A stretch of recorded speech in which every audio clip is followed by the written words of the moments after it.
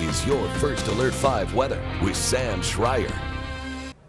Good afternoon, everyone. Blue sky. We've got some cloud cover popping up over the mountains, but tough to see the mountains today. The air quality is on the lower side, so if you are sensitive to any sort of smog, anything like that, please be a little extra careful. We're heading out this morning. Hopefully we can kind of shake things up, clear the air mass out, maybe a little bit more into this week. It is currently 73 degrees, and we are still prepping for storms later today. Storms which are more likely in and around the mountains. So Woodland Park, a little better chance than Colorado Springs. 76 currently. It's actually warmer in Woodland Park.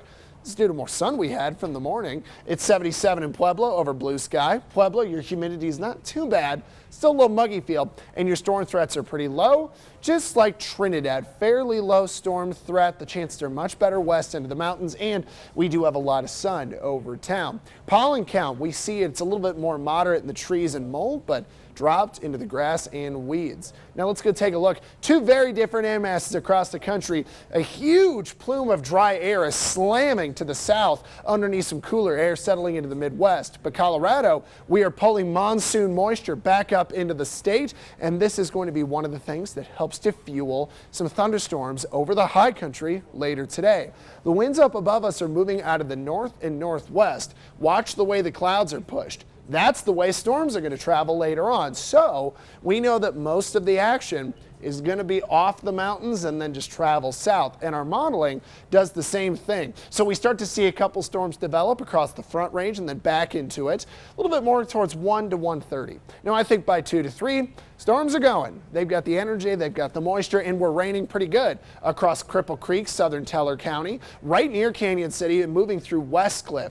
Tornado threat is pretty low today. What happened yesterday was a very rare instance, but it still did. And then by 4 o'clock, we still have some more rain bouncing across the Front Range by Colorado Springs, especially on the west side of town. But the concern is whatever rain flows over the wet mountains through Westcliff and especially down into the Levita area. That spring burn scar. And the models are plotting some very heavy rain. So the spring burn scar flooding is a big concern. The Junkins burn scar is an area to watch, the Hayden Pass, but then also at the end of the day, we can just plain and simple see some pretty big storms run through Colorado Springs, especially the west side of town.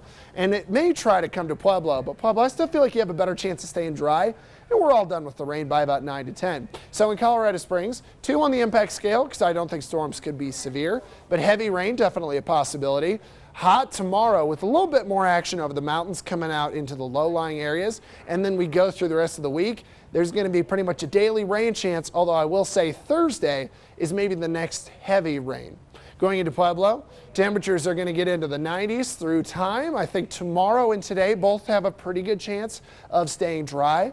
But as we head towards Thursday, that's the next best storm chance. And it's just going to be kind of hot and sticky for a while. Canyon City, taking a look through time, it does get warmer. We see plenty of storm chances mixed in and around with time. It does look a little wetter towards Thursday. Finally, Woodland Park. Rain chances every day with temperatures bouncing in between the 70s and 80s. And flooding risks will be on our mind due to all the moisture.